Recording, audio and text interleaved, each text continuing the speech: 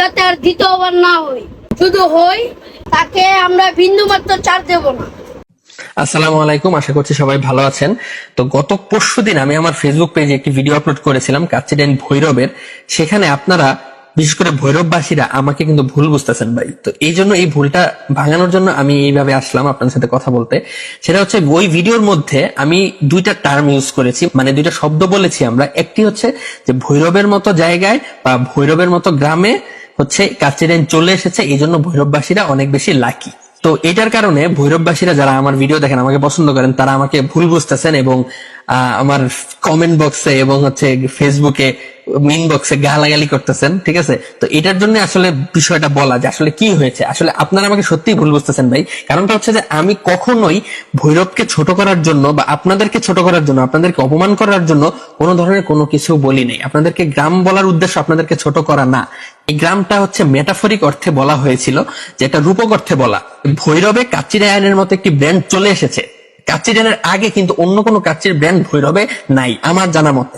তো আমি যখন ভৈরবে গেছি তখন আমি দেখলাম যে এই জায়গাটার মধ্যে কাচ্চিডাইন চলে আসছে। এটা তো আসলেই ভৈরববাসীর জন্য অনেক সৌভাগ্যের বিষয়। কারণ আমাদের যখন মিরপুরে যখন 10-12 বছর আগে কিছু ছিল না, তারপর যখন আস্তে আস্তে সবগুলা ব্র্যান্ড ঢুকছে, আমাদের জন্য কিন্তু এটা সৌভাগ্যের বিষয় ছিল। এখন মিরপুরে অনেক কিছুই আছে। আর মিরপুর কিন্তু আগে গ্রাম ছিল, মানে আমি আমার শহর যেটা আছে সেটা বলতেছি। আর গ্রাম মানে বলাই কিন্তু ছোট করা না ভাই, ঠিক আছে। কারণ বাংলাদেশই তো গ্রাম প্রধান দেশ, হ্যাঁ। তো বাংলাদেশে এই যে দেখেন আমাদের ঢাকা শহর 1971-এর আগে কি ছিল? গ্রামই তো ছিল, তাই না?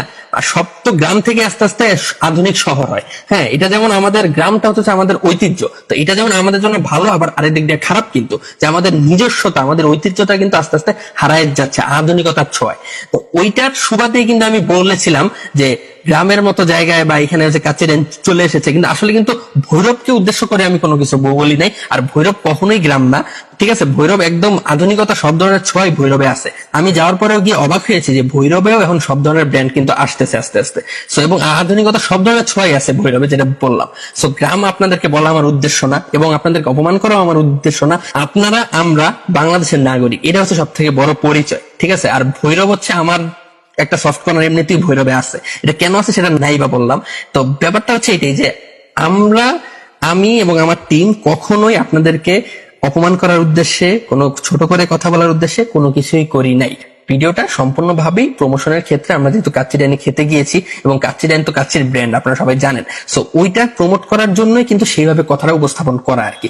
সো তারপরেও যদি আপনারা আমাকে ভুল বুঝেন, আমি অবশ্যই ক্ষমা প্রার্থী, হ্যাঁ। আর এবং ক্ষমা চাওয়া হচ্ছে মহৎ গুণ, ক্ষমা চাইলে মানুষ ছোট হয়ে যায় না। সো এই জন্য আপনাদের সামনে আসা, যে আপনাদের সাথে ক্লিয়ার করি, একদম ক্লিয়ারলি কথা বলি, তাহলে হয়তো আপনারা বুঝতে পারবেন যে আমার সাইডটা, যে আমি কোন সাইড থেকে বলেছি। তারপরেও আপনারা যদি কষ্ট পেয়ে থাকেন আমার কথায়, আমি আন্তরিকভাবে দুঃখিত এবং আপনারা সেটা ক্ষমা সুন্দর দৃষ্টিতে দেখবেন।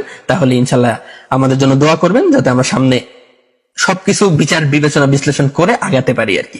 তারপরেও আমি লাস্টলি আবারও বলতেছি যে ভৈরবকে অপমান করা বা ভৈরবকে ছোট করা, ভৈরববাসীকে অপমান করার কোনো খারাপ উদ্দেশ্যই আমাদের মধ্যে ছিল না এবং থাকবেও না। এবং ভৈরবকে আমরা অনেক পছন্দ করি, ভৈরবে অনেক ঘোরার জায়গা আছে, হ্যাঁ। আমি চিন্তা করছি, আমি যখন গিয়েছিলাম ভৈরবে, আমি তখন নিয়ত করে আসছি যে যদি কখনো সুযোগ পাই ভৈরবে আবার যাব, সমস্যা নাই ইনশাল্লাহ। আবারও বলতেছি যে ক্ষমা সুন্দর দৃষ্টিতে দেখবেন যদি আপনারা কষ্ট পেয়ে থাকেন। আমার কোনো উদ্দেশ্য ছিল না ভৈরবকে অপমান করার বা ছোট করার। আর আসসালামু আলাইকুম, আশা করি সবাই ভালো আছেন। নামে ভাই নাকি ক্ষমা চাইছে, তারে মন থেকে ক্ষমা করে দিলাম। তবে তার একটা কথা মনে রাখতে হবে, ভুল যাতে আর দ্বিতীয়বার না হই, শুধু হই তাকে আমরা বিন্দুমাত্র ছাড় দেব না, তাকে আমরা বিন্দুমাত্র ছাড় দেব না।